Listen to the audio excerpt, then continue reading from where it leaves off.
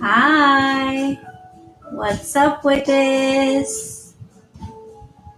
Hi guys, what's up, what's up?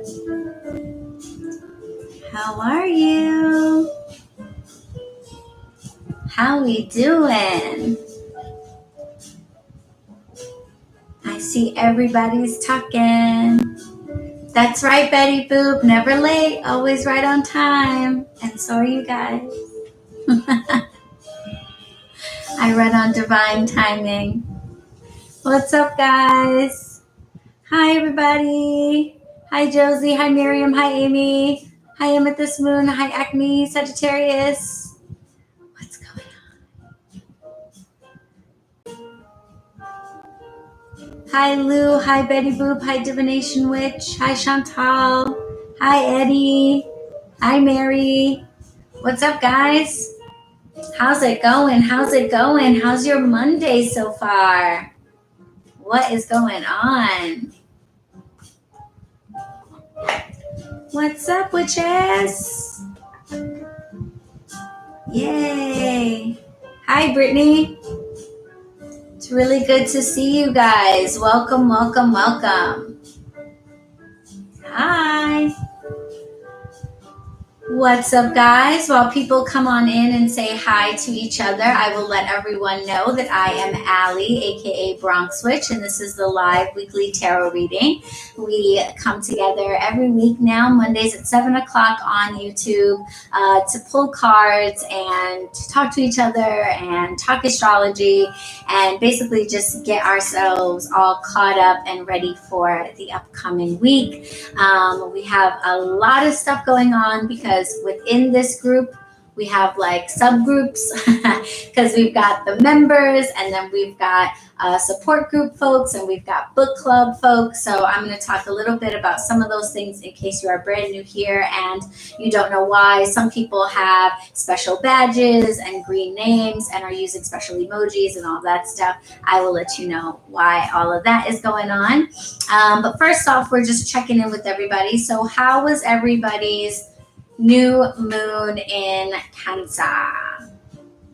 How did it go? We'll get into astrology a little bit later. First, we'll talk announcements and stuff like that. But I just want to know, just to check in, how your weekend was. Did any of you do the mirror ritual that we got in the Words as Wands card that we pulled last week? Because I have a funny story about attempting that ritual. The what for is still crying. Oh no. But it was emotional, huh? Oh, thank you.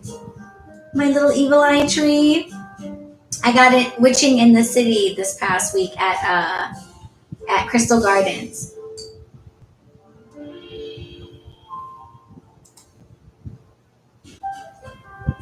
Energy drain from customer service. Very hard. Emotional chaos. Somebody said, you guys okay? Amethyst Moon says the day of the new moon was sad bitch hours. It was definitely emotional. Yes, emotional rebirthing. Before the actual new moon was all about release, release, release. And then after the new moon was all about visualizing this new thing that you want to manifest for the next 6 months. So the release comes first. So I'm not surprised to hear that. Rhiannon says this month has been rough. I'm sorry to hear that. Acme Sagittarius says the rough new moon trickled down to motherhood and its emotional impact on me. Yes, I have also been having a lot of past stuff coming up with this new moon energy. A lot of, for me, it hasn't been, well, partially, it's always your parents. If none of you, if you haven't gone to therapy yet, then just trust me when I tell you, it's always partially your parents, okay? They're to blame for all of it. in part, but then there's other stuff. And for me, the other stuff that's been coming up has been like middle school, high school stuff, like all of those feelings of not fitting in and, you know, all of that stuff. I had like the experience of being in like predominantly wealthy white schools and like the trauma that I experienced from that I don't think I realized was trauma until fairly recently. So a lot of that stuff's been coming up for me. So yeah, I'm right there with you guys. A lot of like emotional stuff, just like, like falling out of my face. But yeah, who did any of you do the mirror ritual? Because I will want to talk about that. We pulled the mirror ritual as a support card, which is a good time for me to tell you what that poll at the top of the comments is if you haven't noticed it already. At the end of the reading, after we pull the tarot cards and all of that stuff, we pull one card from a support deck. We have 4 different support decks that we use, and we pull one card in order to get, extra support, something out there that can help us to navigate what we saw in the cards for the week, whether that be a flower or an herb or some type of shadow work or a ritual. So there are 4 different types of deck. The Botanica deck connects with floral energy. The Herb Crafters Tarot deck connects with medicinal herbal energy. The Archetype deck connects with light and shadow attributes of ourselves that we can work on. And the Words as Wands deck connects with spells and rituals. It gives spells and rituals for us to do. So those are the 4 support decks. So as we go through the reading and you get a feel for the messages that relate to you, you'll get a better idea of like where you could use support. So that's why I've got the poll up now. That way you can vote whenever you feel like you know where you want to get support from. And then I'll end that poll when we get to the end of the reading. So feel free to vote in that at any time. If you have any questions about any of the decks here, any of the things that I talk about, like memberships or stuff like that I don't go over in detail, just click the description box. I've tried to put lots of info in there for you guys. Okay. Oh, thank you. I appreciate it. What else? For people who are new here, just to let you know, the way we kind of do this is first we talk about each other. We talk about what's going on in our lives. We catch up. We talk about what we're sipping on. So if you have a drink, go ahead and put in the comments what you are sipping on. If you have not gotten yourself a drink, then you have time to go and get yourself one. We're going to be here for a little while because we are going to be pulling cards for all of the week. So I definitely recommend grabbing a drink, a snack, or whatever. If you are enjoying some herbals of some kind, drop those in the comments down below. I'll let you leave them in the comments. I won't mention it because YouTube gets mad at me. But whatever you are enjoying at this moment as we get together, drop it in the comments so we can all kind of enjoy it with you, be together. And I'm going to let you guys know some things that are going on with me, with the channel, with my shop, BronxWitch Bodega.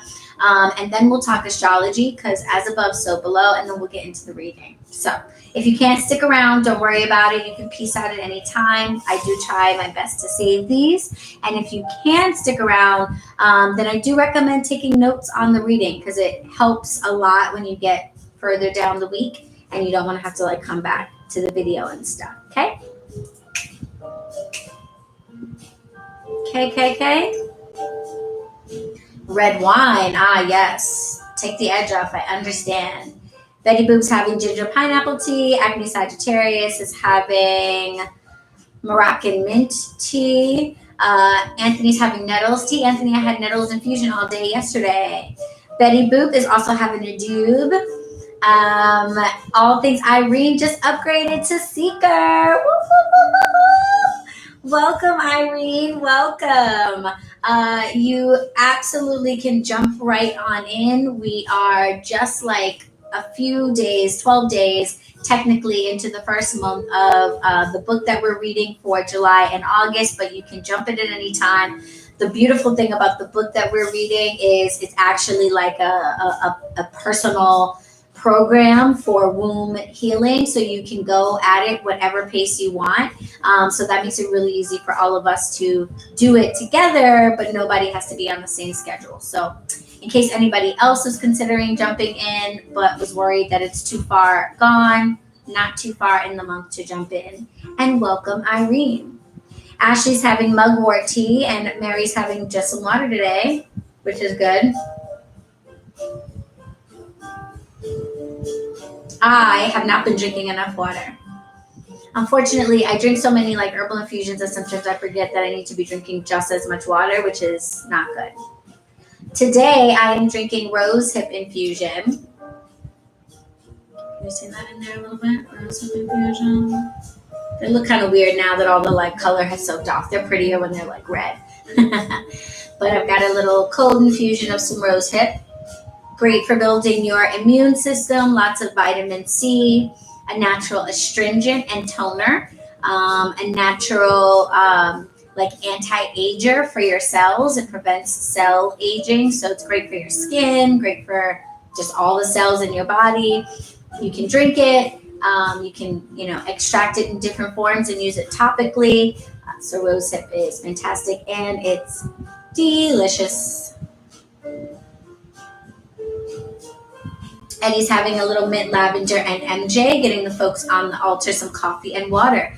Very nice. Ooh, who works their altar during the live? Oh, I love that. Love, love, love that. My altar is going during the live, but that makes sense because I'm doing the reading. So it would make sense that I would be ready to read. But for those of you who work your altars in order to receive the reading, hey now.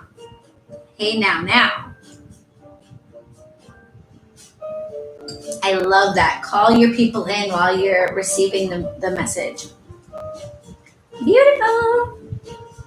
Christina's having water. Tater Tots just cooked dinner. Movie and dinner, but with YouTube Live. I love it. Don't you guys love lives? Do you love lives? I don't even watch TV anymore. I just watch lives, and I get really bummed out when there's no lives. I watch old ones. It's really. But TV is so good. Turkey meatball korma. That sounds good. I've never had. The only type of korma I've had is cauliflower korma. I've never had it made with something else. That sounds good. How do you make the cold rose hip infusion? Girl, cold water, rose hip. Bam. For real. I take a handful of rose hip, put it at the bottom of my jar, and then fill it up with cold water, put it in the fridge overnight. Bam. Cold infusion.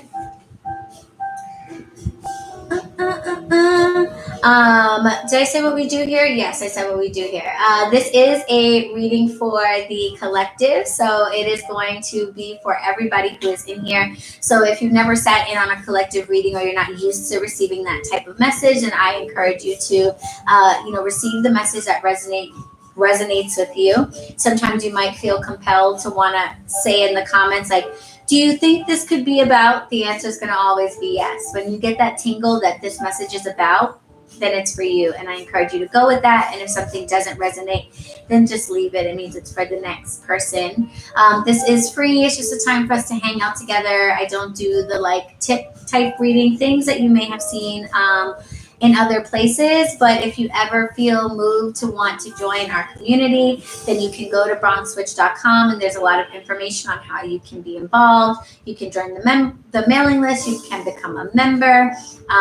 You can follow me on Instagram and all of that good stuff.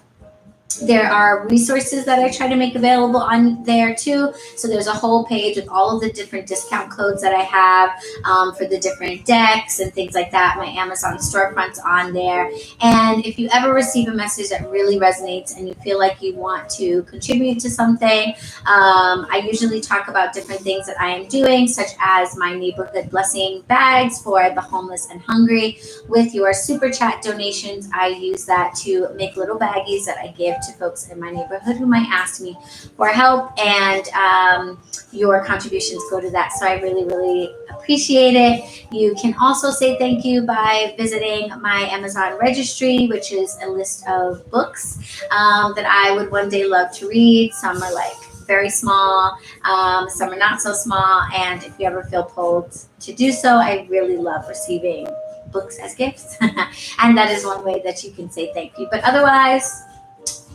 this is just for you, okay? Take what is for you. Oh, gracias. Thank you very much. I just washed it for the first time, and let's not say how long. So I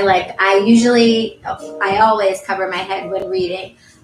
This is like the least amount of coverage that I will do. I've got this pushed back so that it's over what I feel comfortable is my crown.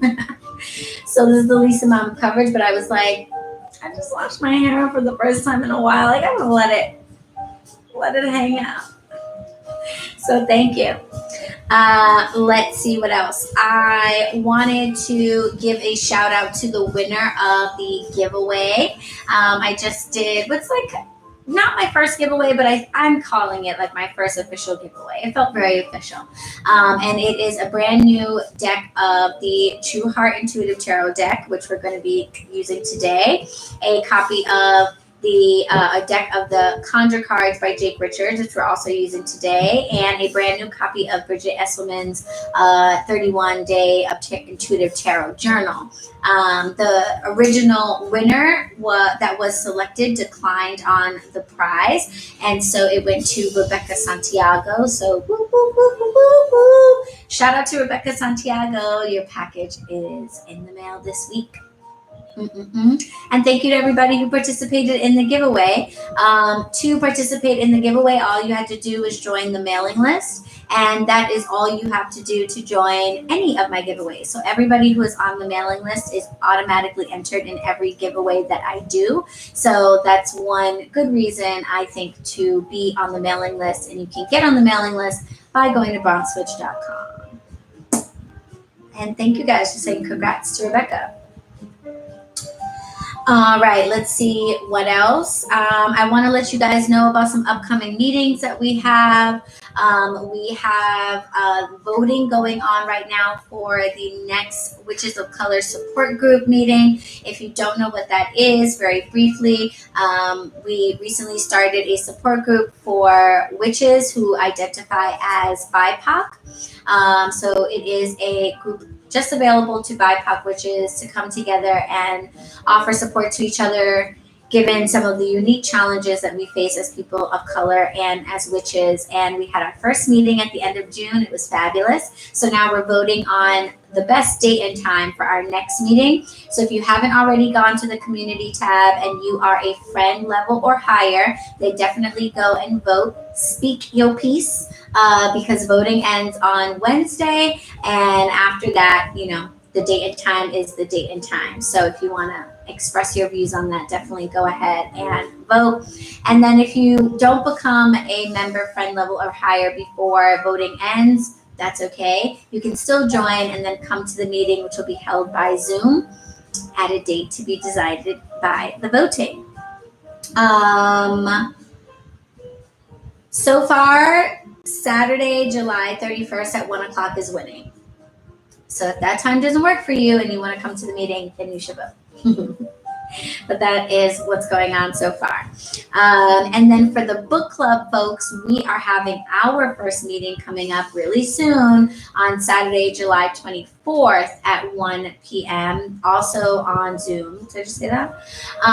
No, I said coming up soon. Also on Zoom. And we are reading Sacred Woman by Queen Afua. I just went live with just the I actually went live with friends level and higher. The book club is only open to seeker levels, but I went live with friends level and seeker just in case there were friends level people who were still deciding if they wanted to become a seeker and join the book club. So we talked in depth. Oh my God, I was live for a very long time. Like 2.5 hours. I went really in depth into the book. So if you are intimidated by this book in any way, or you have any questions whatsoever, please check out that live. We talked about everything. I showed you guys my altar.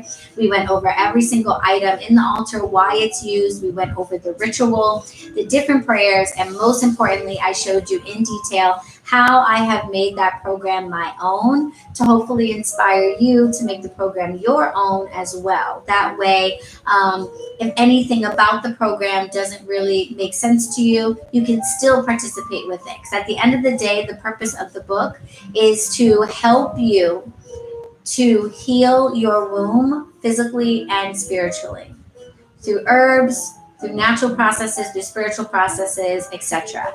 And that's a beautiful thing. If you have a womb, I would imagine that you can benefit from womb healing. We all can.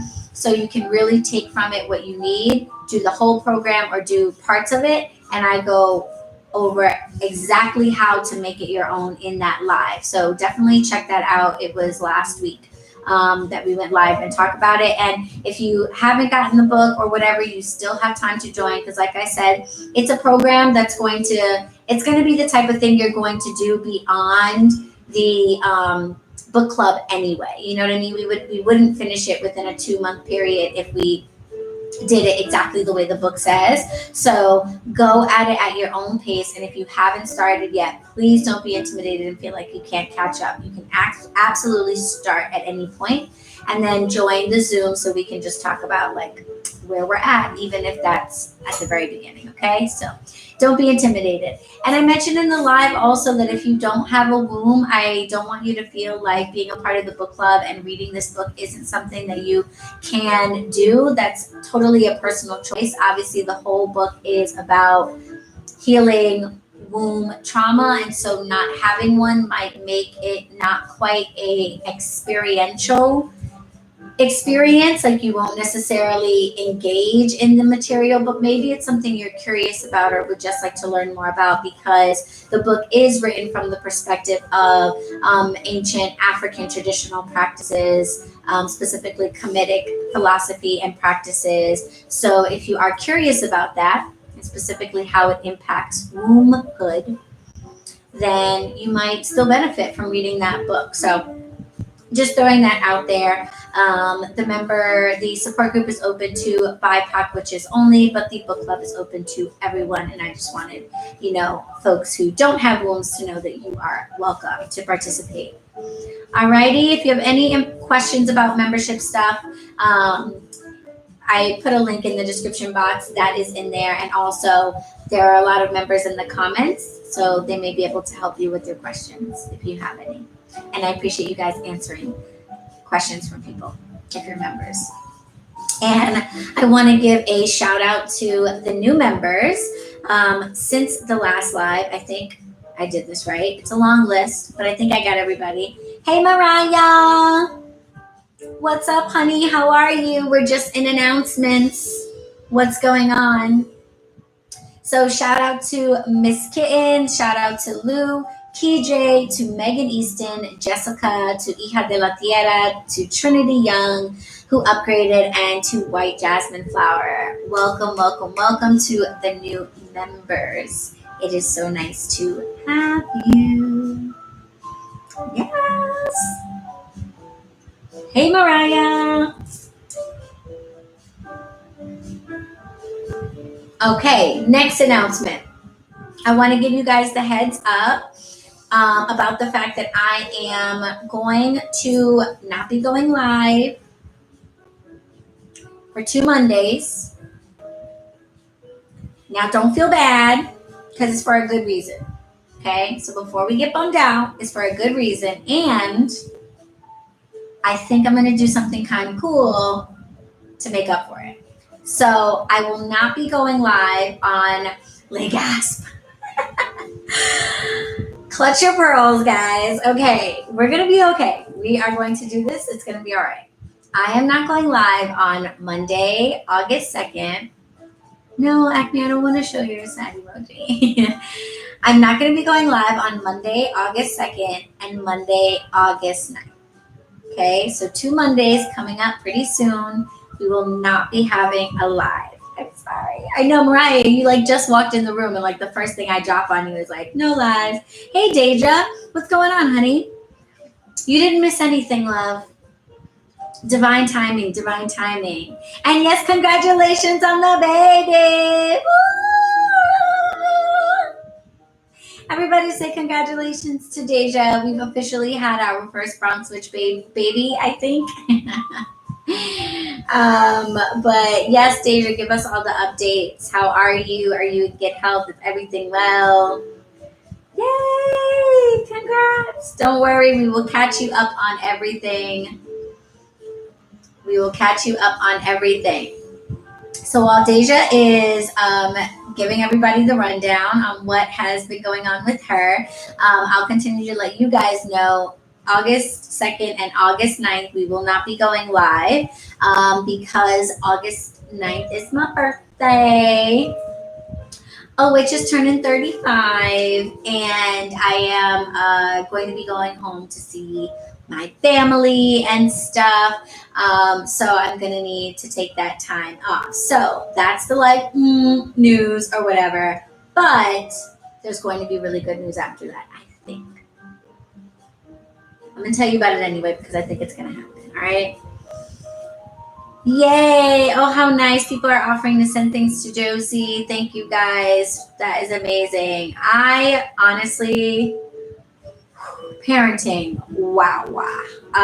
My sister's got a kid, and it takes a village is like the understatement of forever. You know, having support with you to take care of a kid, whether you're married or not, is just so key. So the idea that like this growing community could be of support to Deja or to anybody else is just like that makes me very happy. So no pressure, of course, but that just makes me very happy that people are reaching out. So yay, Deja's healthy, so is the baby, and it was quick. Yay!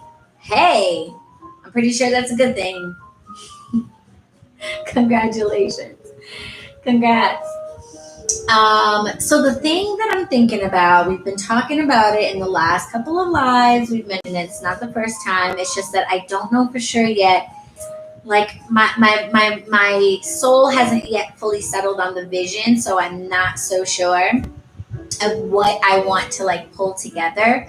But I'm thinking I'm flying back home on my birthday, Monday, August 9th. And I'm thinking instead of going live at 7 for the weekly reading, I'm thinking of 9 o'clock doing the like birthday pajama tarot party that we were thinking about, and like doing that on Zoom so that we can like talk to each other. Now, if it's a Zoom thing, which I think would be like so much more fun because then we can like chat, it's got to be a members thing. Sorry, because I can't just have everybody like in my house.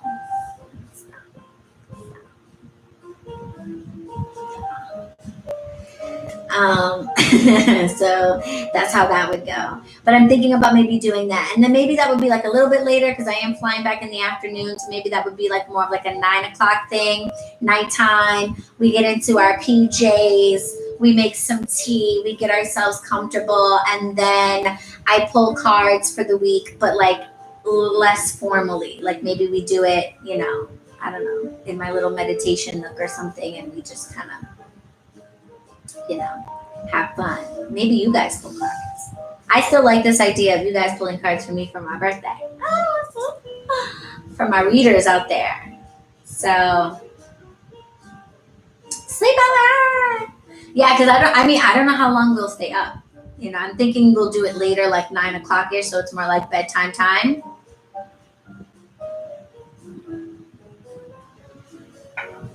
You know? So, but yeah. Are people down? It sounds like people are down.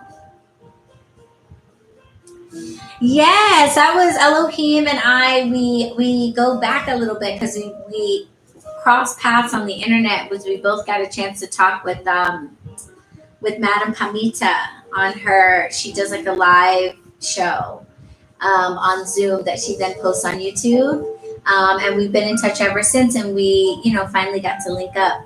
And he is fantastic. And I read like the first 2 pages of his newest book, and I was just like, oh wait, hold on, I gotta go get a highlighter. This is gonna be a good one, So definitely. Oh my gosh, Tammy, yes, pulling charms. You guys, quick shout out to Tammy.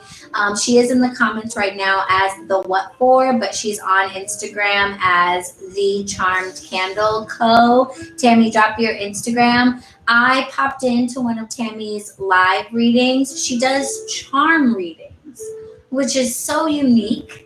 I've never seen that before. I thought it was so cool. And she does them like on a board. It's like a whole thing. And it was super accurate and I really enjoyed it. So I definitely recommend popping into one of her lives if you want to get a reading and you want to try something different.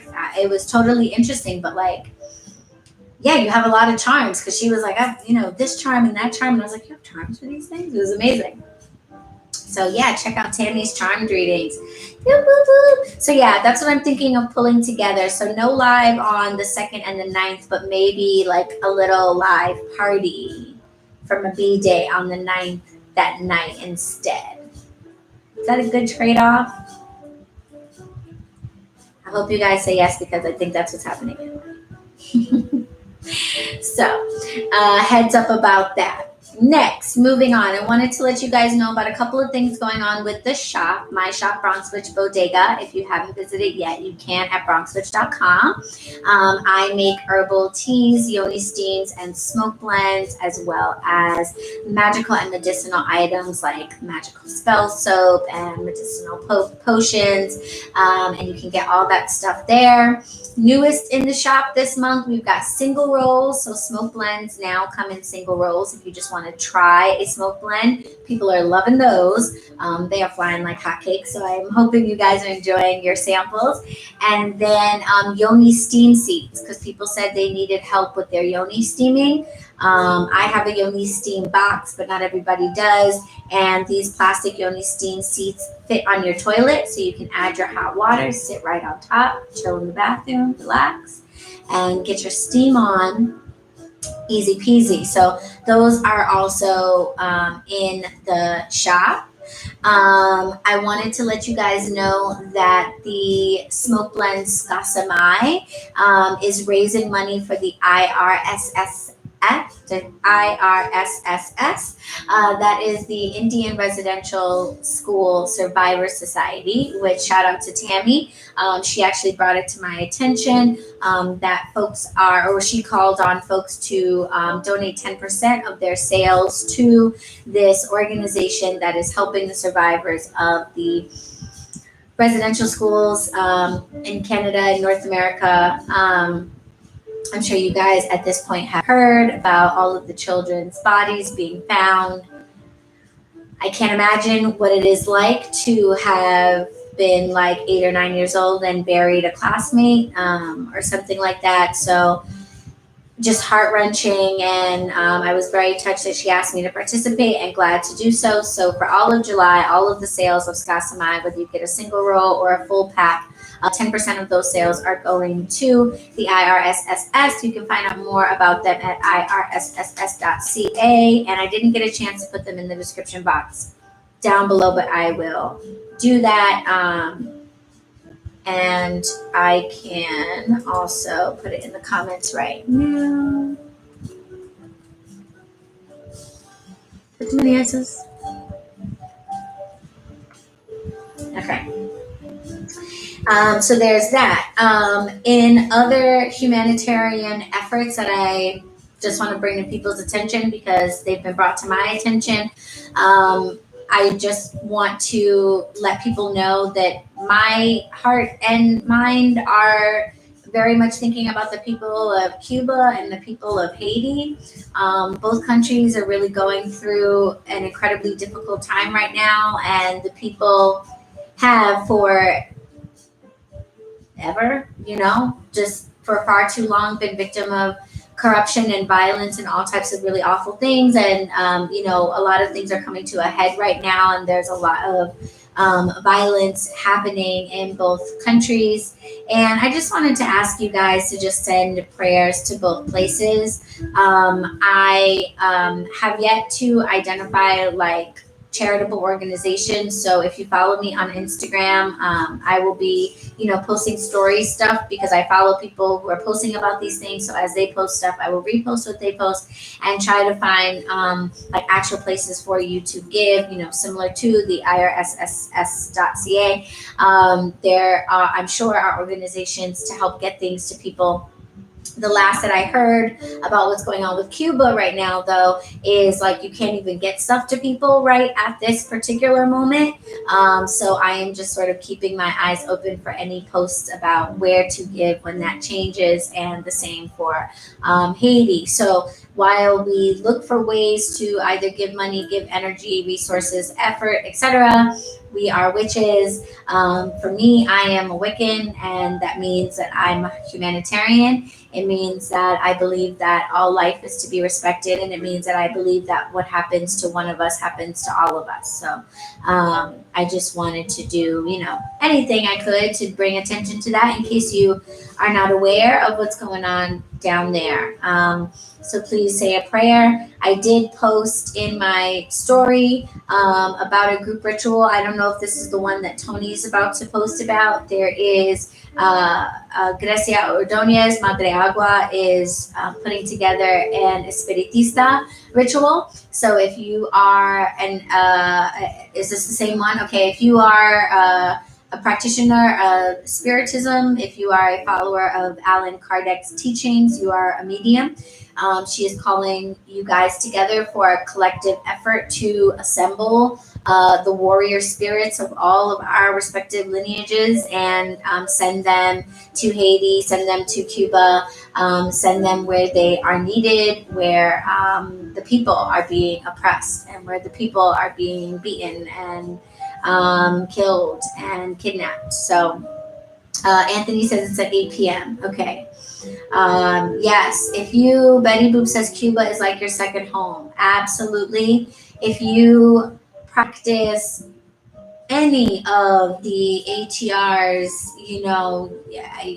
in particular, we owe a huge debt to the people of those two countries, to the indigenous people and to the enslaved Africans that were brought there. Both of those groups did everything that they could to keep their spiritual practices alive in the face of horrible oppression, not being able to practice, having to hide their practices, merge them with other things, etc. So the fact that those practices remain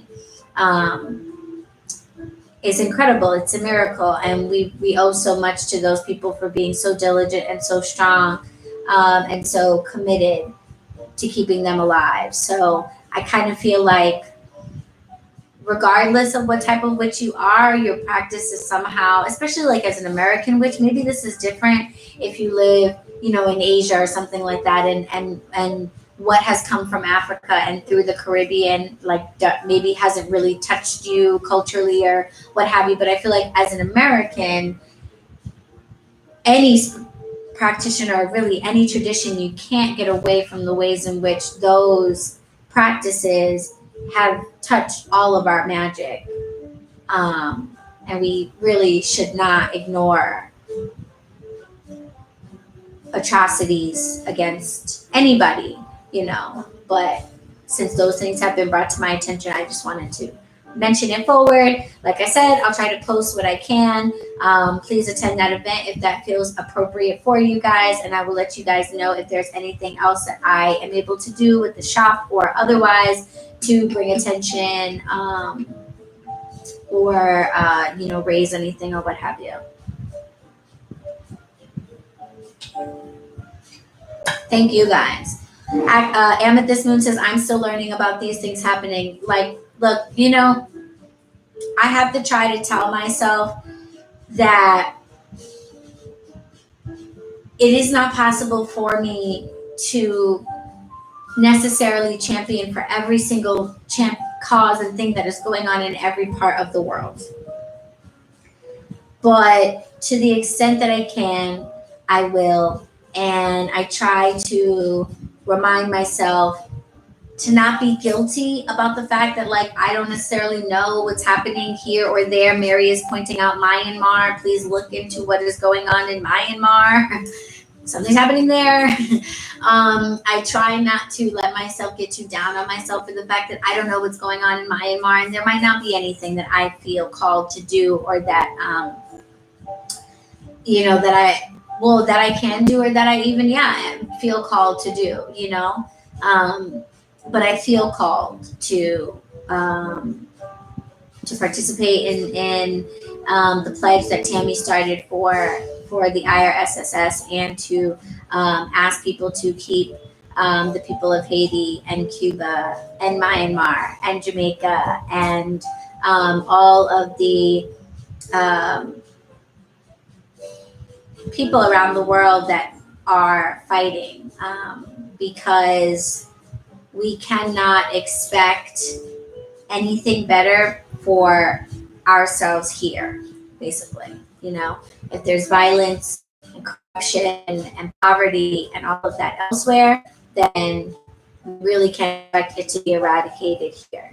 So while we can't each individually as one person take on every cause, to the extent that we can, let's do so. So if any of those causes that have been mentioned today call to you, like Betty Boop said, you've been to one of these places, or you feel drawn to these cultures, or you practice a practice that originates in one of these countries, then certainly please give back that energy in whatever way that you can. Right. We have, Mary says we have to try not to get discouraged by not being able to help everyone. Exactly. Because the worst thing is to be like, I can't help everyone, so I'm going to help no one. And I used to be that way. In my neighborhood, I've told you guys before that, I live in the hood. I live in the South Bronx. And, it's a little tricky with people asking for money and stuff and begging. And I grew up here, and I have very mixed feelings about giving money to people who ask. And over time, I kind of built up this hard shell. And my approach for a very long time was, I can't help everybody, so I'm not going to help anybody. And so my policy was just, I don't give money. I don't give money on the train. I don't give money on the street. I'm not going to stop and go in my wallet. I'm not going to give change at the door. My thing then for a long time was, I just don't give money, because one, I can't help everybody, and it's not fair for me to have to decide who gets this dollar and who doesn't.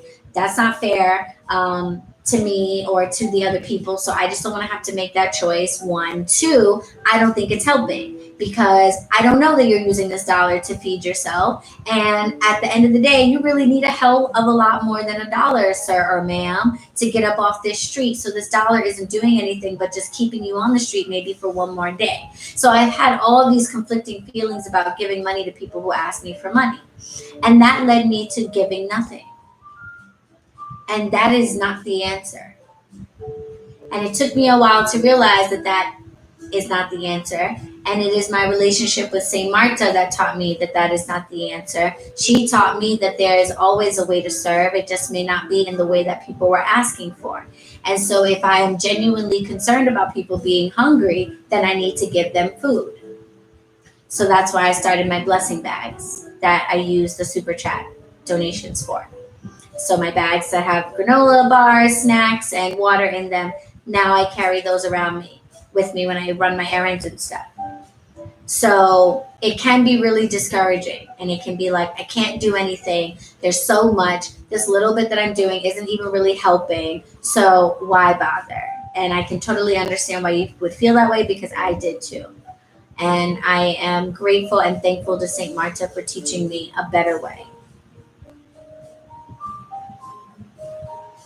Right, Irene. Yes, a better way. So for, you can offer taking people to lunch.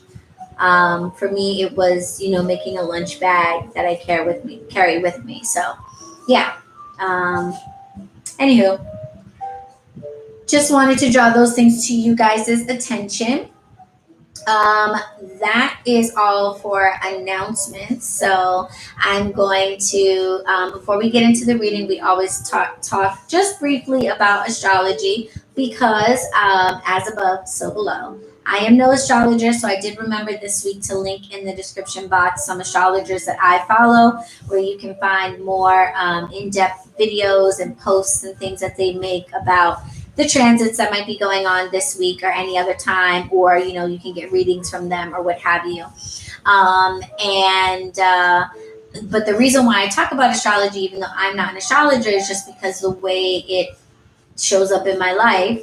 And I will not bore you guys with this story for the millionth time, because I do feel like most of the people in here right now are members, so you guys have heard this story before. If you haven't, maybe go watch some of the old lives if you're new around here. But as a bartender, astrology just showed up in life. So I needed to start paying attention, and when I did, I realized that it really benefits me to do so. I have been heavily influenced by the moon, and to a lesser extent the sun, and other major transits.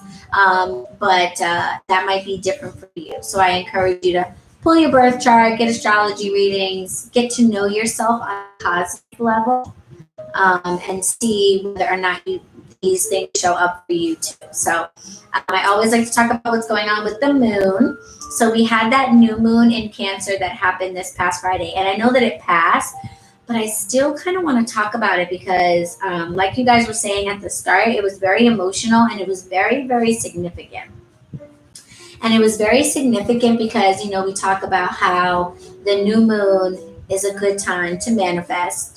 And when we manifest something on the new moon, it grows with the moon for the next 14 days up until the full moon, right? And obviously, it keeps going and da-da-da. But generally speaking, the idea is if you were working a spell that you wanted to work over a number of days, or you wanted to put your energy into something for a period of time, using the progress of the moon going from a tiny sliver in the sky to big and full is great energy for, making something grow or manifesting something. So we always think of the new moon as good manifesting time. And we talk about it in the term of phase. But something that I have learned about astrology is it's a good idea to also think about the new moon, not just in the phase of that 14-day new moon, but also in terms of the whole phase of the sign. Meaning there's a new moon in Cancer that we just experienced last week on Friday that is going to take us 6 months until we get to the full moon in Cancer.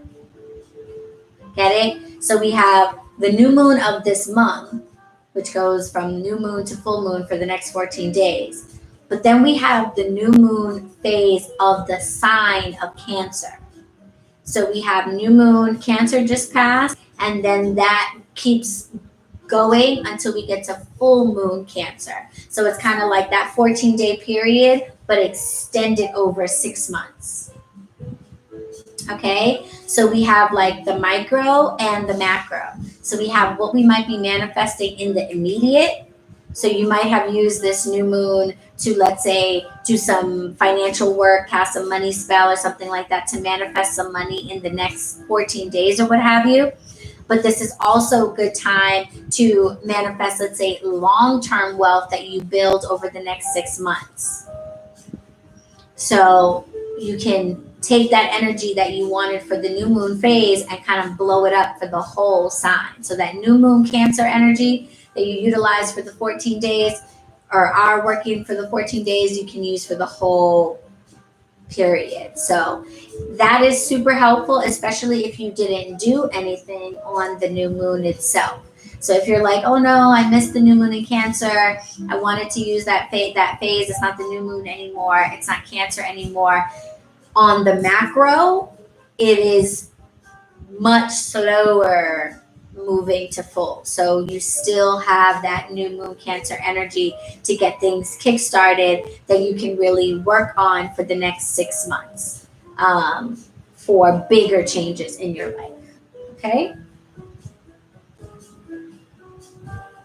Right, that does make sense, right? Tater Tot says it makes sense because manifesting big picture things in 14 days is rough. It is.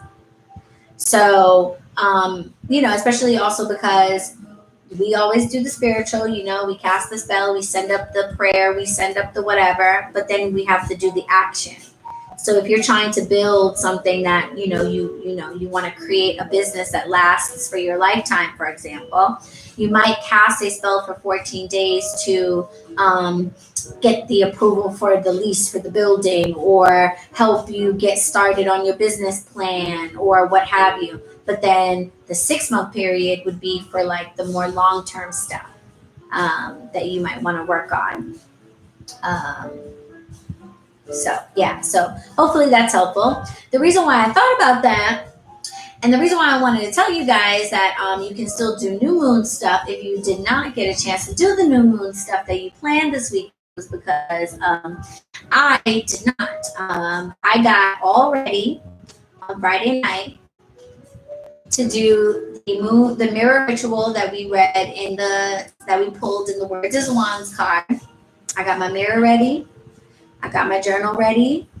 I did my prayers at my altar before bed. I was ready. Got in bed.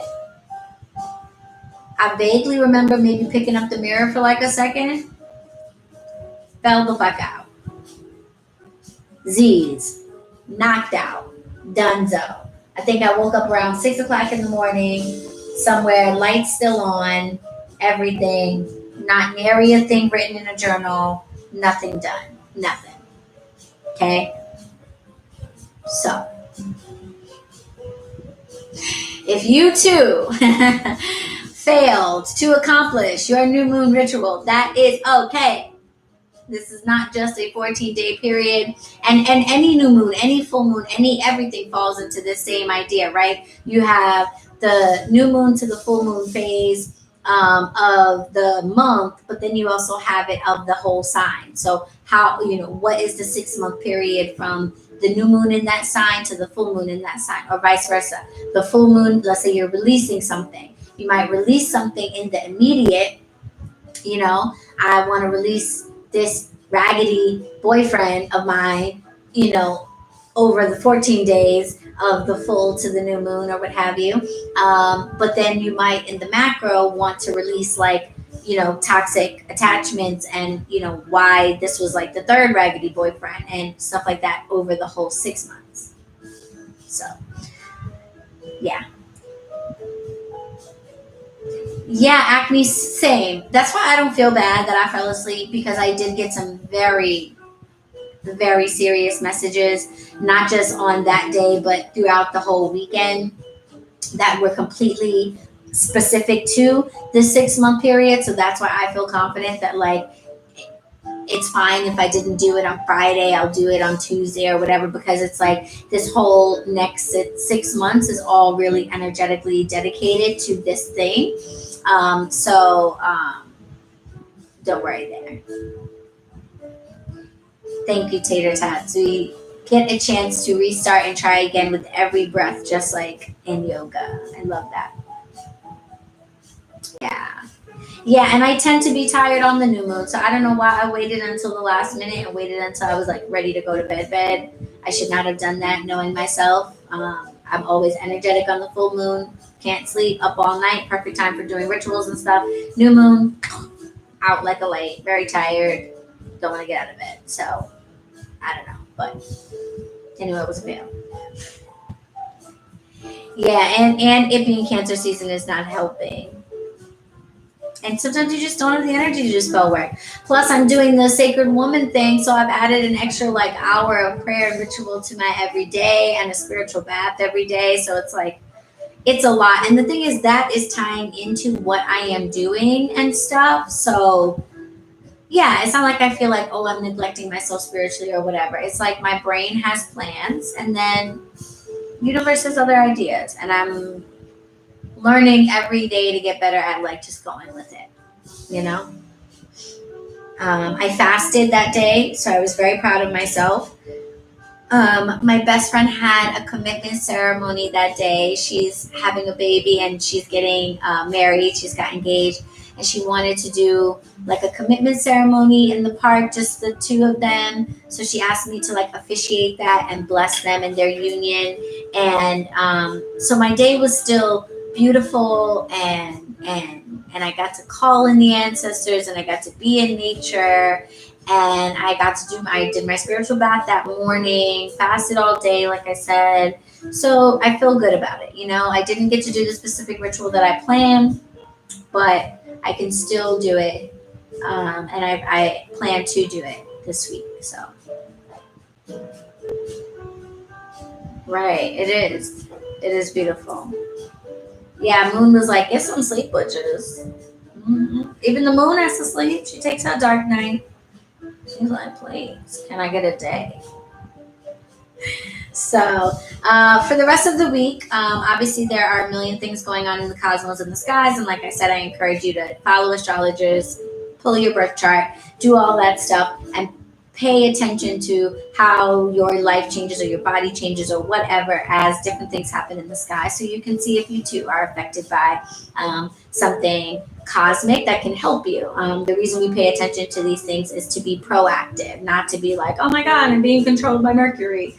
But to be like, oh, if Mercury is doing this thing and I know it affects me, maybe I should not make plans that day, or maybe I should sleep in late, So that's why we do it. The moon is in Leo right now, moving through the signs to Scorpio, and we're on our way to the start of the best season, Leo season. But we'll talk more about that next week.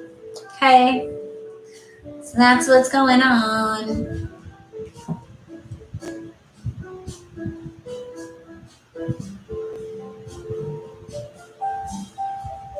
Yeah, exactly, Tammy. Tammy is talking about like having not gotten to the summer solstice ritual yet. You know what I'm saying? And knowing that it will happen in divine time. Mercury retrograde makes me a bitch. That's right, Acme. Yes. Well, I mean, it is what it is. So, getting ready for all that. Hey, Joey. Yay, right on time. Yes. We're just about to get into it. We just finished talking about astrology. All right. So,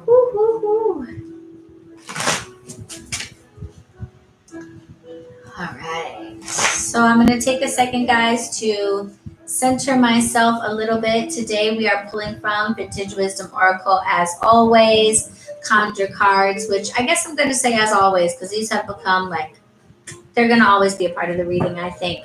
And our tarot deck today is the True Heart Intuitive Tarot deck by Rachel True. You can get all of these decks from my Amazon storefront. Click the link in the description box or go to bronxwitch.com. And I was drawn to the True Heart deck today in all of my private readings, and it just sang for us. I feel like literally every reading, everyone was like, I love this deck. So I felt like, let's keep it going. Okay, so I'm going to take a moment to center myself. Always feel free to talk to each other, chat in the comments. If I don't read the comments, it's just so I'm not too distracted, but I encourage you guys to talk to each other. Share your feelings about the readings. Let us know if it resonates with you. And let's get through this week together.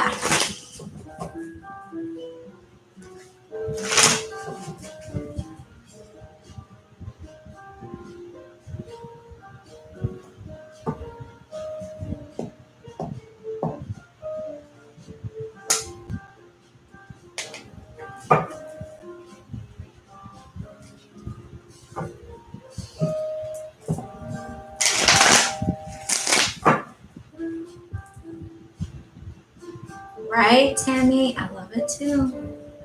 Love it too.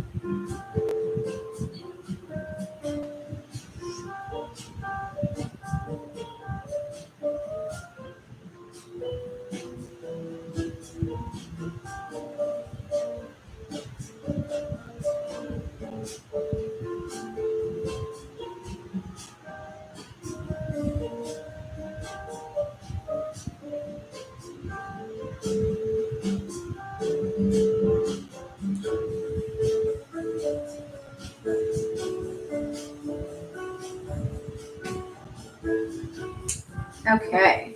Well, we are like everywhere this week.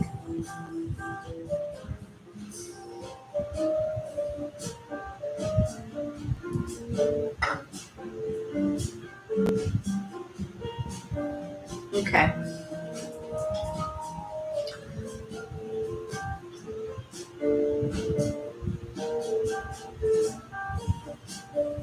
Yeah, no, I read the book. I was like, I'm gonna read the book if I get the whole thing. I thought it was a cute book.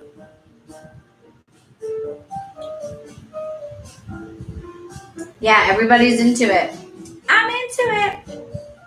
Okay, so the energy here this week is very scattered, I think is the word that I want to use. There's like lots of little pockets of things that are coming through. I don't know if it's because of how many people are in here or whether it's because of like the Cancer energy stuff going on where everybody's like dealing with some emotional shit or whatever.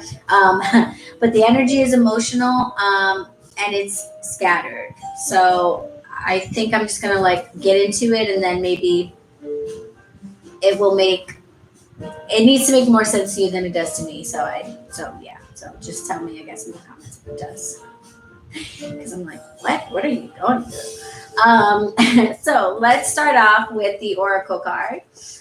Here we have Kindred Spirit is our oracle message. And if you are new here, the oracle message, I pull it first because it serves as like our guidance and our advice card. And I like to have it first before we look into the reading and, see anything and start talking about what might happen this week or what might go on. It's kind of nice to have I think just like a word of encouragement first, And Kindred Spirit is our message here, reminding us of the really deep and intimate and special relationships that we have with others, whether they be alive, physical others, or whether they be ancestors, guardians, and guides.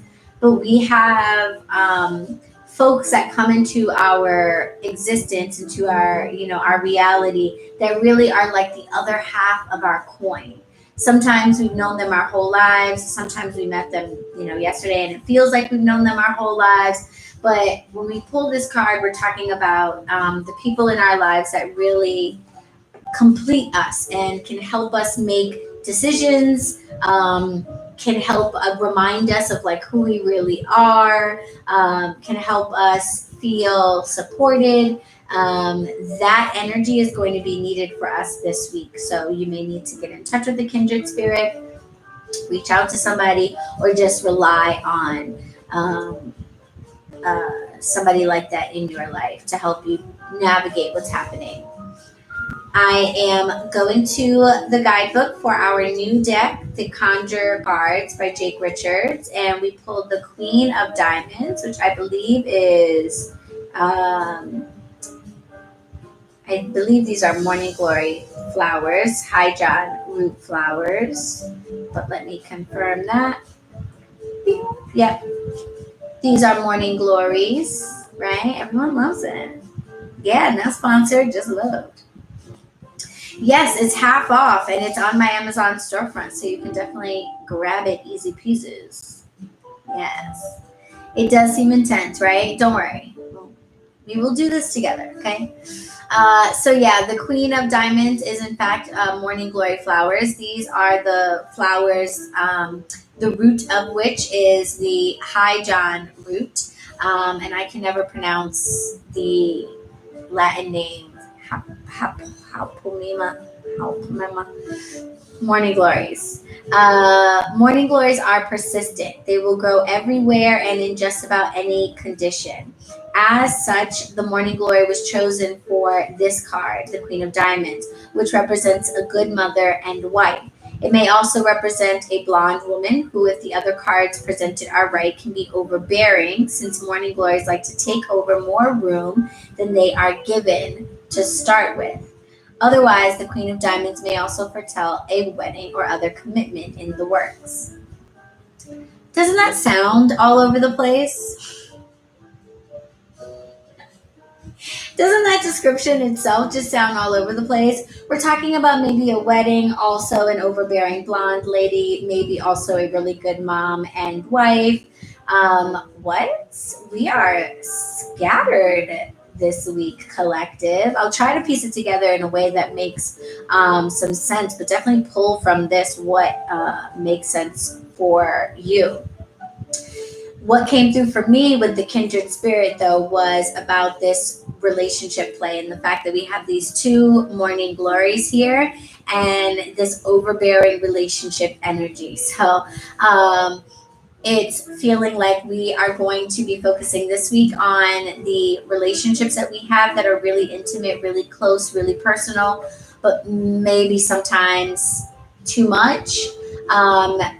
We might need to revisit and reevaluate the relationships that we have, because the kindred spirit card is not just about the connections that we have that are going great. It's also about reevaluating connections that we have that might not be going so great, and asking ourselves whether or not someone truly is a kindred spirit, or whether or not we're like forcing the issue, or what have you. And we feel that same energy with the queen. I feel that same energy with the Queen of Diamonds here, and that idea that like you can have somebody that is a one, like a mother. I mean, how much more kindred spirit can we get there? But that relationship can, in a sense, not be great. It can be overbearing, overpowering, problematic. And the fact that we've had it for so long, or that it is so deep and special, can make it feel like it's got to stay, protected in this glass case. I don't know if you can see that the two figures in the card are in that glass case. We might feel like we need to protect it and keep it the way that it is, but that butterfly on the outside indicates that transformation might be necessary. So if you're feeling overwhelmed by somebody you're really tight with, you might be reconsidering that relationship, or perhaps this is something that you're trying to rekindle or recreate a tight bond with somebody, and maybe revisiting the relationship is necessary for that too. Me and my newly engaged son and daughter-in-law, and I'm blonde. Oh, ooh.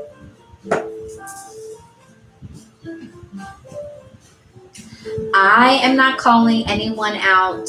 Jake Richards is calling you out. Okay? Overbearing at all? A little bit, maybe? A little bit.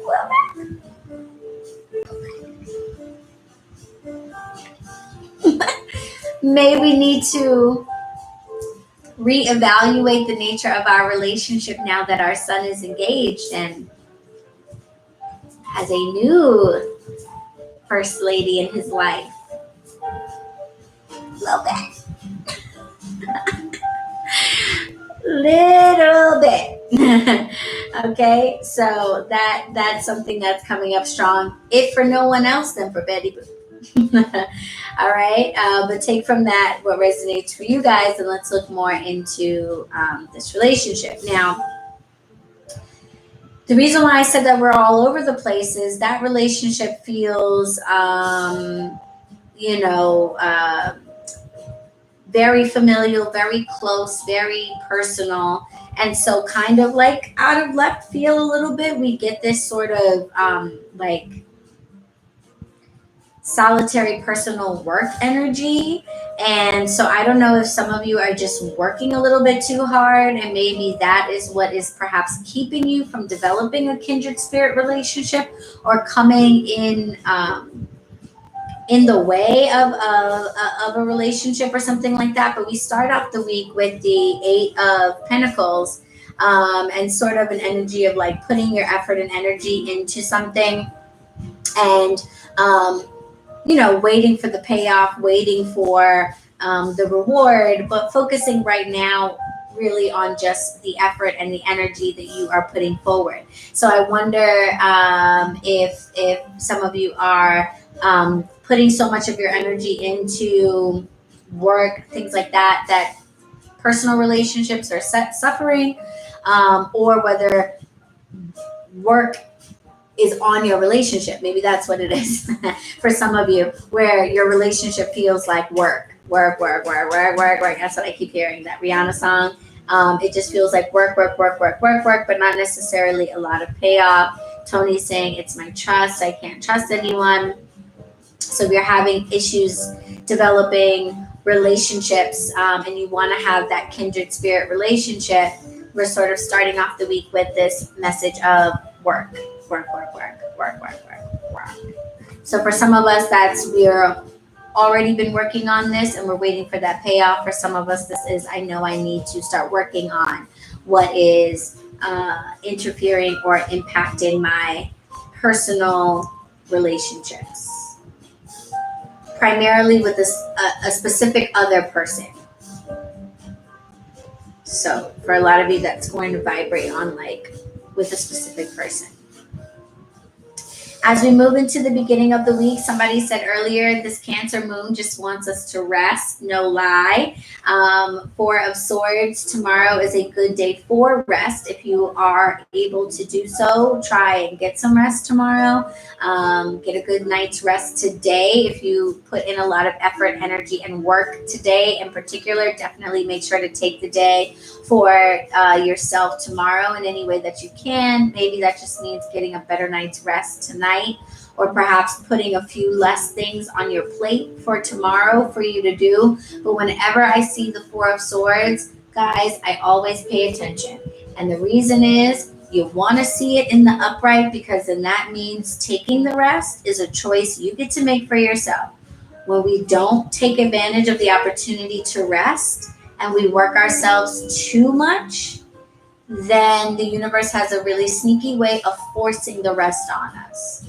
And then we get sick, or we break something, or the car breaks down because we've been driving it a million miles an hour, do from this job to that job. Like, if we don't, right, it'll knock you down. If you don't take the time to rest when you can, even if it means you need to steal that time for yourself, it often doesn't work out well. So I always heed this card as a warning card. As much as it is an indication that you might get some rest on Tuesday, it's a warning card to take that time. Sprain my foot after being told to rest. That's what happens, right? I'm getting a massage tomorrow. Perfect. Yes, you are in alignment with the energy of the day. Take that time, okay? Put in your effort and energy for the rest of today, or later on in the week.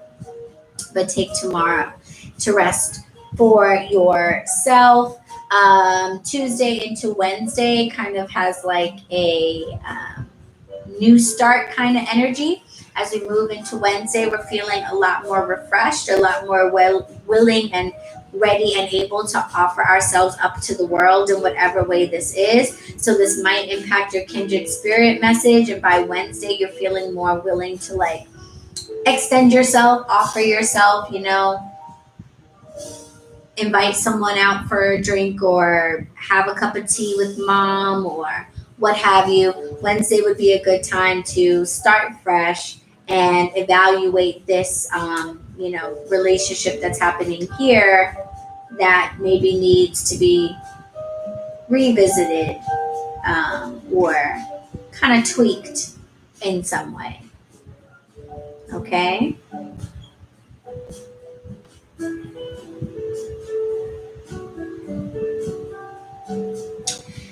Thursday into Friday is interesting. This is a part of the scattered energy that I was talking about. It feels like Thursday carries with it a lot to do. So I don't know if this is the type of thing where you already know this because you have a schedule and you know that Thursday is kind of a heavy day in the week for you, or if you don't have a schedule and this is just a heads up for you. But it looks like Thursday could be kind of just full, busy, lots of things to try to keep straight, lots of things to try to keep, I'm hearing juggling, lots of things to juggle and keep in your mind. I think though, what's coming with this energy here though is not, it's not just that Thursday might be busy for you. It's that you're realizing that you have too much on your plate if you haven't already come to that realization. So it's like this energy here of working, working, working. You may not realize that you're actually working like you legit are working too hard. And for some people, this will be in the like career space, job space. And for some people, this will be on like the maybe romantic end or, as it is for Betty Boop, like family relationship thing. But whatever it is that you're putting your energy and effort into by like Thursday, Friday of the week, the feeling kind of switches from keep going, keep going, keep going to now that I've given myself a chance to rest and restart, I'm realizing that I just got too much. I've got too much. Oh yeah, planning a 5-year-old's birthday. Okay, well, heads up about that before you even get started. Too much. Too much. All right, just think of that when you start planning things and you're like on the like 11th clown or whatever that you're gonna hire. Too much. Okay, 10 of Wands is letting us know that there's the danger of just taking on a little bit too much in our perfectly honest, honorable pursuit at working on this, whatever this is. There's a little bit much here, and that brings us to a place where we realize that we need to make some choices. We need to kind of narrow things down. We go from 10 to 7. And we need to do that with feeling. And you know what just popped into my head? Freaking Marie Kondo. You know that lady who helps you declutter your life by asking if it brings you joy? You're going to have to Marie Kondo your shit. And you're going to have to ask yourself, like, does this bring me joy? Like, do I really want to be doing all of this, or am I working on this because of this, that, and the third? Am I getting the 10-foot cake because I want to impress somebody, or do I really think we need 10 feet of cake for this party?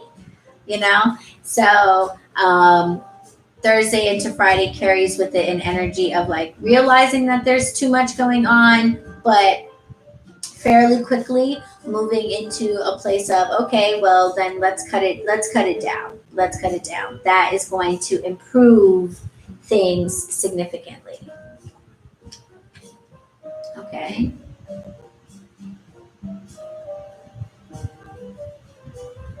Improve things significantly.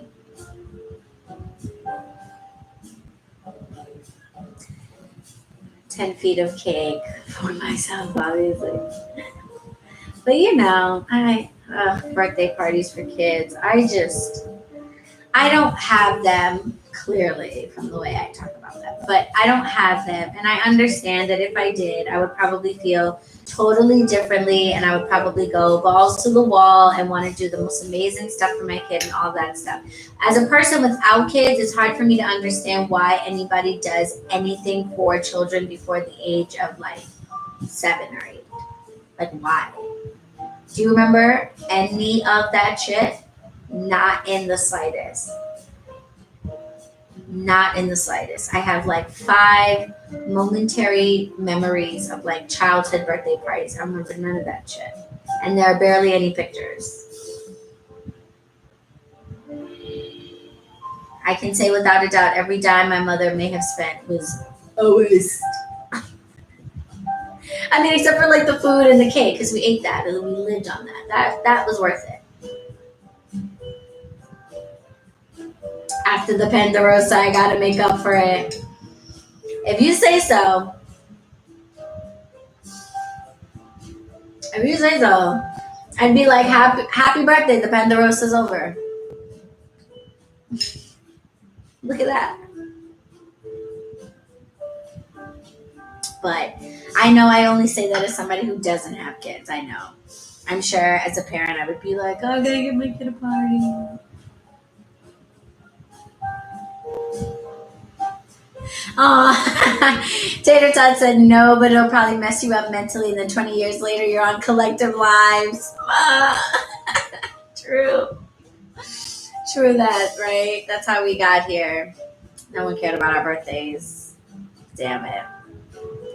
But like, I feel like, I don't know, but I think as a parent, I will probably, just do the simple little birthday cake that I made, dinner with the family, kind of thing. Send toys and gifts to this PO box type thing, and I will make it a big deal. Like their birthday would in no way be neglected. It would be a big deal. I just don't associate celebrating a child's birthday, like a really small child's birthday, and throwing a party. The two things to me don't need to go together. I think you can make your children's birthdays beautiful. Like, despite the fact that I don't remember many of them, I know that they were wonderful. I know that they were always celebrated. I know that there was a cake that my mother took the time to make, and all that stuff. I think one year when I was really little, I vaguely remember someone maybe blowing out my candle and I cried, so you have those little moments, and, so I'm glad that those things, I remember the year I got the tricycle, so there are those memories that are there, but like, what would I have done with a party if 20 years later I was only going to remember like a total of like 20 collective minutes of it all, I don't know. I know that I was loved enough for someone to celebrate my birthday. So I just can't see myself associating that though with like a birthday party. Like, well, I gotta buy balloons and shit and like entertain like other people's kids and shit to honor my child's birthday.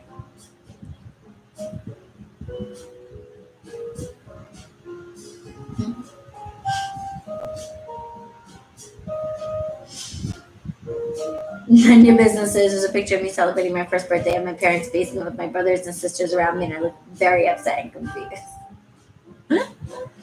Yeah, but it was probably over something random, not like, why am I in this basement? Oh, yeah. Well, yeah, see, that makes sense. So, like, what would have been the point of like a big ass party? For even more people to be there singing in your face, you would have probably cried, Like, parties are for the adults. And I think we kind of kid ourselves that they're for the kids. That's what I'm saying. So, since I don't need a party, I think I would just be like, we gonna bake a cake. We gonna frost some brownies or whatever. We gonna do the little family thing or whatever. And if, a few people want to stop by or whatever, they can stop by. But, like, I'm not throwing a party for other people. What the fuck do you have to do with the birth of my child? Send cash.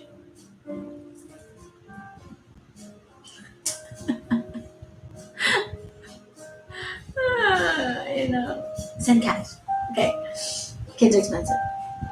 My mom glued glitter onto a pair of heels for a door to use the rest of me. Yes. That's what I'm talking about. Just do that shit, Oh, it's right. Y'all gonna have llamas? What? Hold up. Wait, I'm just going back.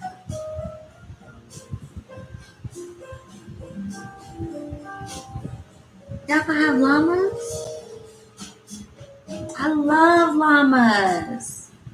That's her favorite animal. I love llamas. I love llamas and alpacas. Yes. I want to have them. One day when I have a homestead, I want to have maybe just alpaca because you need a lot more space for llamas.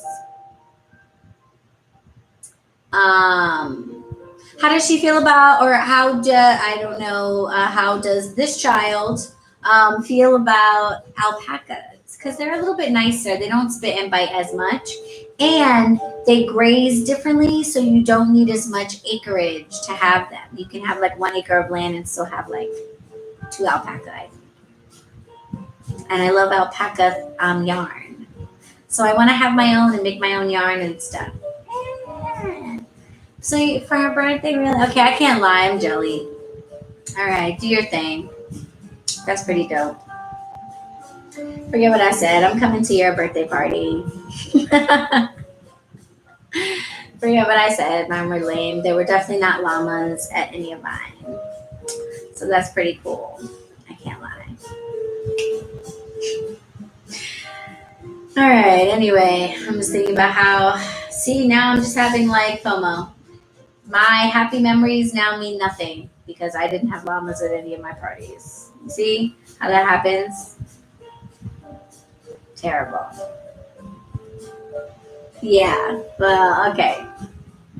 Well, that seems amazing. Have fun with that. Don't get spat on. Llamas can be aggressive, but that seems pretty cool. Let me get back into it because now I'm thinking about alpaca and shit. Back into what's going on with you guys this weekend. This is taking time for self, going inward and giving more consideration to this narrowing down, okay? And with this moon, none of us had a llama. Come on, get that out of here. None of us had a llama. So as I was saying, just to back up a little bit so I can like recalibrate my brain, we are giving consideration to what needs to maybe be put to the side so that we can narrow down our focus because we've got a lot going on as it relates to what we've been putting our energy into and this kindred spirit situation. So less is more. You are going to need to make some choices about what to put your energy and effort into. Not everything that glitters is gold. So like I said, Marie Kondo, go with the things that, energetically, spiritually, emotionally really connect for you and feel like they really need to be on your plate. And if there are things that you can let go of, then let go of those things. Okay? Let go of some of those things. We're going from more to less. And then the weekend has an energy of like introspection and slowing down, taking our time and really thinking about this. So it doesn't really feel like you come to like fully solid conclusions just by like, Friday or whatever of the week. There's thought and consideration that needs to go into this process because the effort and energy that you are putting in could maybe be better spent if there wasn't so much for you to do. So we have the Princess of Wands in the reverse, and we have the Five of Cups in the reverse. And this is, I don't want to call it a delay because it's intentional. It feels like taking time for self and giving yourself the opportunity to kind of, I don't know if mourn is the word. That might be kind of like a heavy word, but maybe mourn, sort of like the things that you are letting go. And realizing that it's not that you're failing at anything or that you are not succeeding at anything. You are letting things go specifically so that you can put more energy and effort into the things that really need your focus and your attention and things like that. So it's not something to be sad about, even though it might kind of feel that way. It is still Cancer season, so everything just fucking feels sad, and watery and emotional. But I think if you kind of like force yourself to think about it, like force yourself to interject a little bit of sword energy in here somewhere and mentally think about it, you'll realize that like it's not really that sad.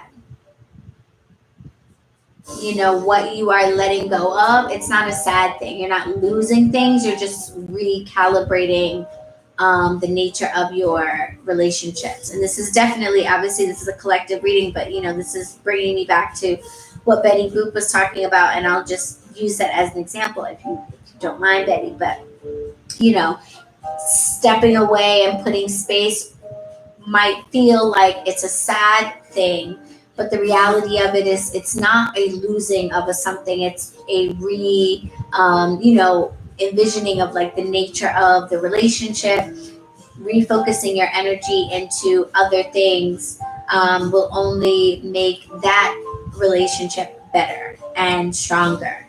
Remember, we have the kindred spirit and the morning glories here to remind us of that. So the morning glory, like, the guidebook said, can overgrow everything and push everything out and be entirely too overbearing and be invasive. And that's not good for anybody, So pruning the morning glory, cutting some things back might feel uncomfortable and sad and like a loss. But if we don't do it, then everything else can't thrive, So making those adjustments allows for everything that really needs to be nurtured and nourished to be so. You know what I'm saying? So as you guys give consideration to what elements or areas of your life, your work product, your relationships that you are maybe trying to juggle and keep all in the air, kind of to your detriment or to others' detriments, we come to the realization this week that choices need to be made. We need to narrow down what we're focusing on, and we begin to go through that process. It looks like over the weekend. Again, it doesn't feel like we walk away from the weekend like, yeah, it's all great. It's kind of sucky feeling, but it is a part of the process that hopefully, if you're getting this message right now, this will help you to remember that cutting away of some of the vines is only so that this relationship can thrive and be healthier. It needs to transform. And for some of us, this will mean that it does not survive, like that relationship needs to be severed entirely for some of us. But however that happens, that's what we want to do. Friday's card is Seven of Cups. Seven of Cups. Marie Kondo, your life. That would be my message in my planner for that card, for those of you who are taking notes. On Friday, Marie Kondo, your life. We don't have to be emotionally invested in all of these things. So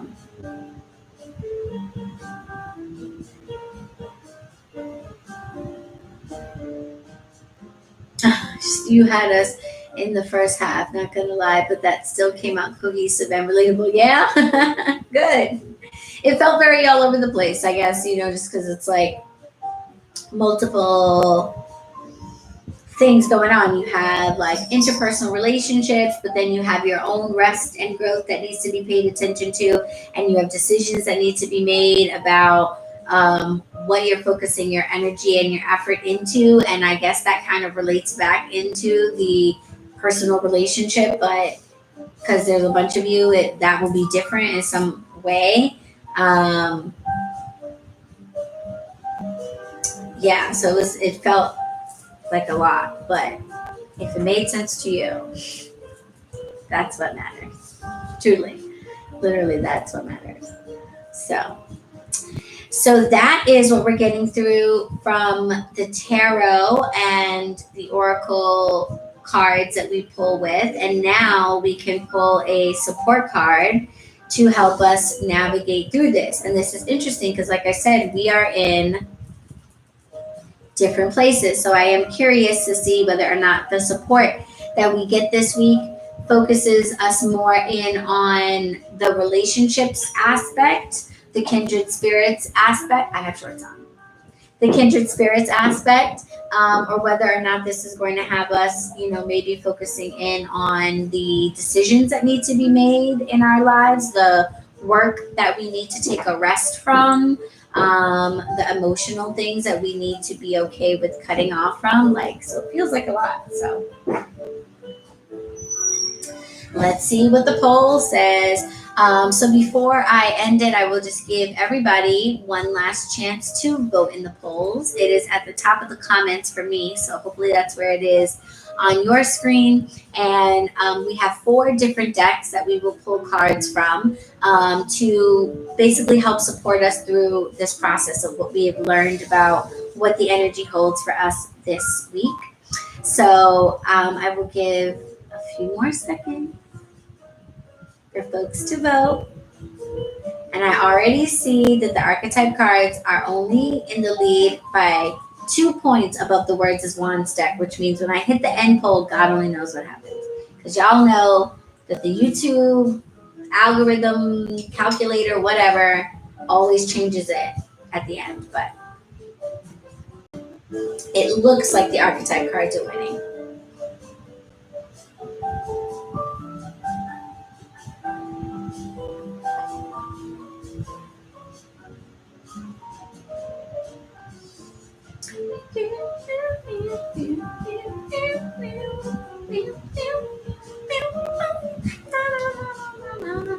Do you guys know if did they make LeVar Burton the host of Jeopardy? Weren't they gonna like make him like the temporary host or something, or like a guest host, and people were petitioning for him to be the full-time host? I don't know what the status is with that, but I just want to say that I support that 100%, and I think that he is the only logical choice for the next host of Jeopardy. Just want to share that. Oh, 32. Okay. Motherfucker, went right back down to 31. All right, real quick, in case anybody has any questions, it looks like we're down to the words as wands decks and the archetype cards deck. So the words as wands deck is a collection of spells and rituals to help us find a spell or ritual that we can do during the week. We have our mirror ritual, and if you're like me, you didn't get around to doing that, so we still have that to do. But if you are hoping to have a spell or ritual to help support you through this process this week, then you would want to vote for that. And then the archetype cards shows us the light and shadow attributes of a particular overarching energy that we can all tap into. So those are the 2 cards that are in the running for our support card, in case you weren't sure and hadn't voted yet.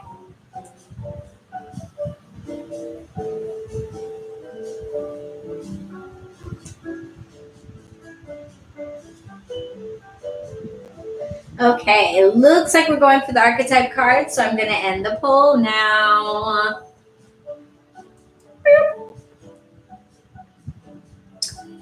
Let's see what it says before I say anything.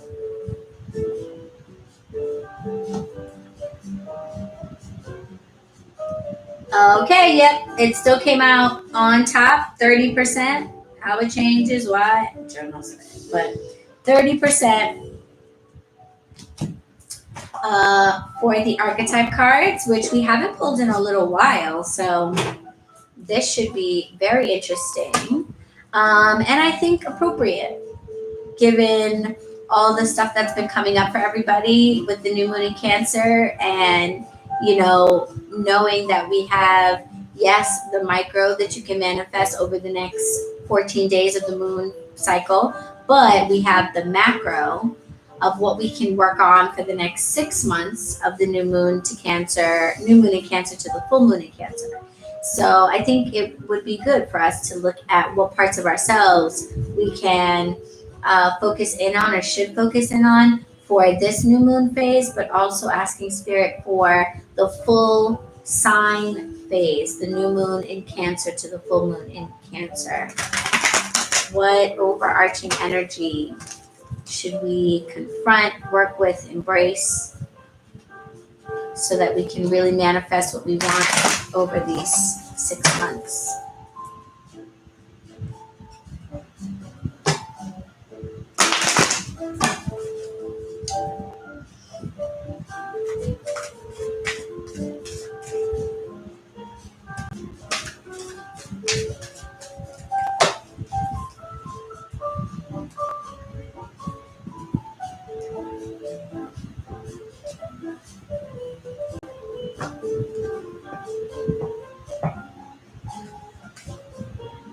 Okay, we have the Advocate. Sagittarius says, oh my God, why is my mouth watering for a support card? I like your excitement, and it's not even an herb card or anything. All right, so we have the Advocate. The light attribute of which inspires you to put compassion into action. And the shadow attribute is about embracing negative causes or committing to causes for personal gain. Interesting. So I'll show you this card. It's mostly words, but just so that you can see what it looks like and get the vibe, get the energy for yourself. So the advocate, this is an energy that we can all tap into, as all of the archetypes are. Some of us will live in that energy of being an advocate more often than not. Some of us, are heavy in that energy. Some of us don't tap into that energy very frequently. Wherever you are, Spirit is saying this is the energy that we want to pay attention to for this new moon period, because that's what I was asking about specifically.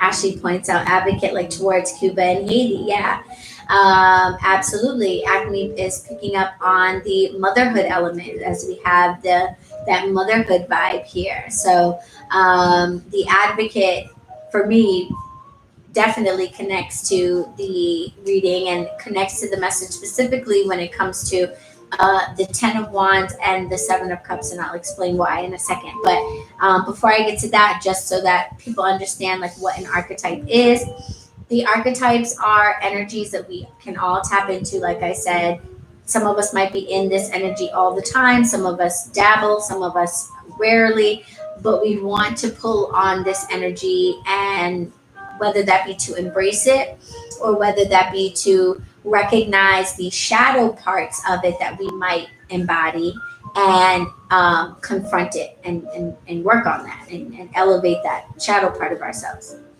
So the advocate is an energy that is about defending, that is about protecting, that's about speaking up for those who can't speak up for themselves. And when it comes to the light attribute of being an advocate, probably obvious to see what the benefits of that are, or if you are an advocate in a positive sense, how that could benefit the world and how you could show up in the world. In the negative, the advocate is really putting themselves before the cause. And so that tends to make them either be a supporter of an unjust cause or an inauthentic supporter. So somebody who says they support something, but in reality are just kind of, either faking the funk or maybe even going so far as to be deceptive, pretending to be supporting something, but really like taking the funds for themselves. That would be like the worst case scenario of the shadow of the advocate.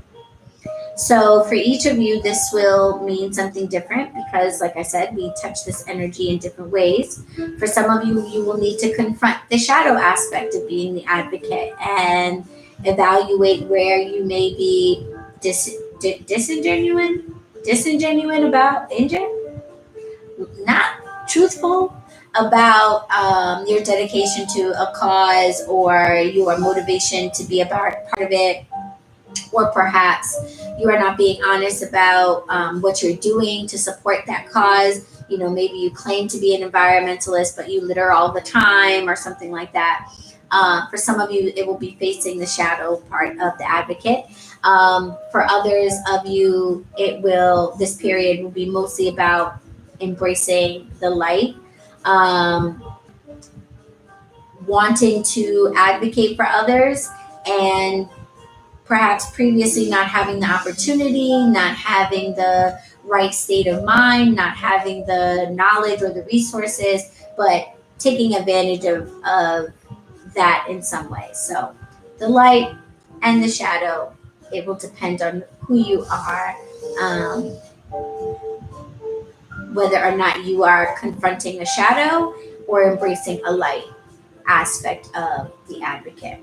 Now, the part that was coming through for me specifically for this group in this reading about the Ten of Wands and the Seven of Cups, and when I was saying Marie Kondo, your life, we want to lead from this place of being the advocate and the light aspect of being the advocate. So when it comes to where you're putting your effort and your energy, and you're wondering what things you maybe could put down, lead from this place. If I'm embracing the light aspect of being an advocate, I'm trying to be somebody who is contributing to a cause, working for a cause, etc. And that is, one of the many things that I am working on. That needs to be one of the things that I keep. And that the things that I keep need to be those types of things. The things that allow me to embrace the light aspect of the advocate. Okay, so this kind of comes through as exactly as we wanted to, as support. So to answer that question of like, okay, how do we, what are we keeping and what are we letting go of? Spirit is saying, ask yourself, what inspires you to put compassion into action? Those are the things that we want to focus on the most. And then most likely, because oftentimes when we do work that is based on compassion, we need to reevaluate things in our lives, because maybe we need to reconfigure our schedule, our finances, our community to support us, et cetera, because doing advocate work, is village type work. So you will often need to make adjustments to your life to support that type of work.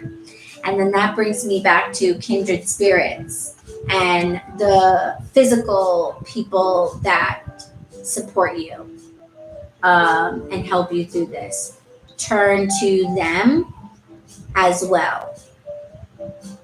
And reevaluating these relationships. I know I keep saying that it feels like all over the place, but I guess for some of you, it will just make sense that like somehow this work, effort, energy thing also relates to your relationships with some specific significant others in your life.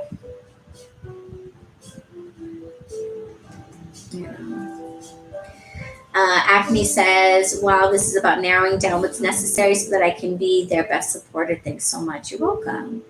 Amy says, what inspires to put passion into action? Yes, that hit hard. Yes, compassion is what the card says. But go with what you felt.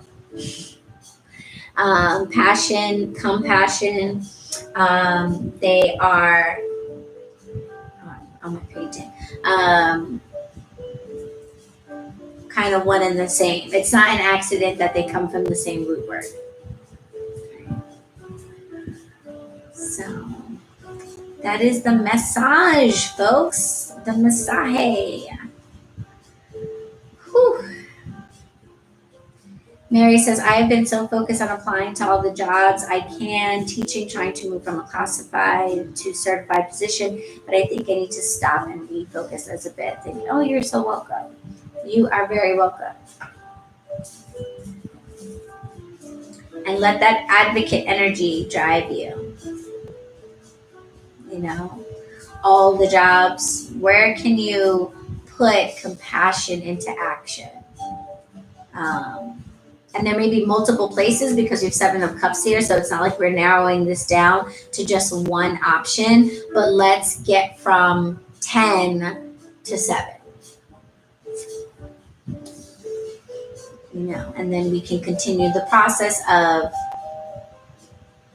and this is totally compassion and action, Wands and Cups. Then we can continue the process of narrowing things down even further. As we see by Sunday, we are at 5 Cups. So continuing to narrow it down and finding out what we really need to focus on there. So yes, folks, Yes. Thank you guys so much for tuning in. Please make sure to click the like before you head out. And if the messages resonated with you, especially if you're watching this later and you're coming back after and you weren't able to participate in the live chat, then leave a comment down below and let me know, let everybody know how the message resonated for you. I'd like to hear Betty Boop says, thank you for the good belly laugh earlier. I used to be the overbearing mom, but he's been out of the house now 5 years. Thanks. Yay. And thank you for using me as like an example for, my like analogies. So you're very, very welcome, guys. Thank you so much for tuning in. I will see you all back here, same time, same place next week. And if you came in late, I do encourage you to go back to the beginning because, not late, later, because I did do kind of a lot of announcements, and there are going to be a couple of Mondays, August 2nd and August 9th, where we will not be meeting. So I just want to make sure you guys have all the details about that stuff. Buena suerte to you too, Ashley. Thank you so much. Have a great night, you guys. Blessed be. Bye. Thank you.